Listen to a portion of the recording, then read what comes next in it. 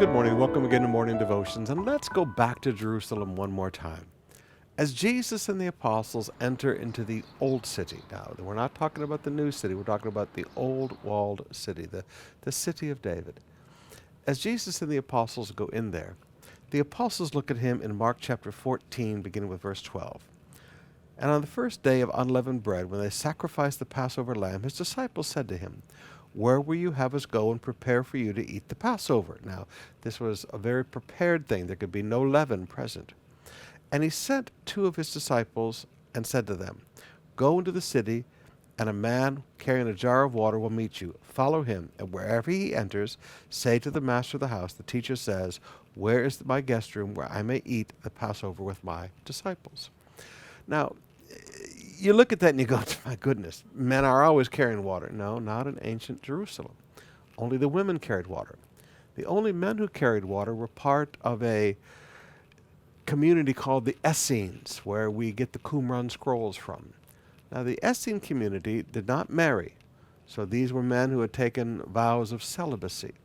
But these were very devout people. These were what you and I would call the good guys among Judaism at the time. They were not part of the corruption.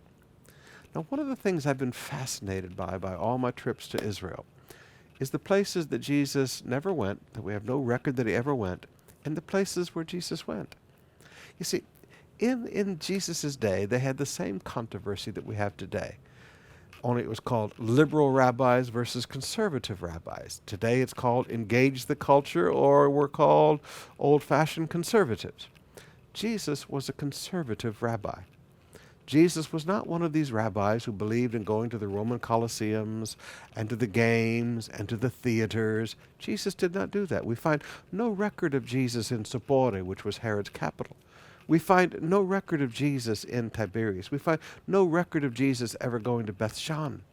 Instead, he was in the pure Jewish, conservative Jewish communities of Capernaum, Bethsaida. He was in the places where people were conservative Jews. When he's in Jerusalem, he's not hanging out with the high priest and the Sanhedrin court.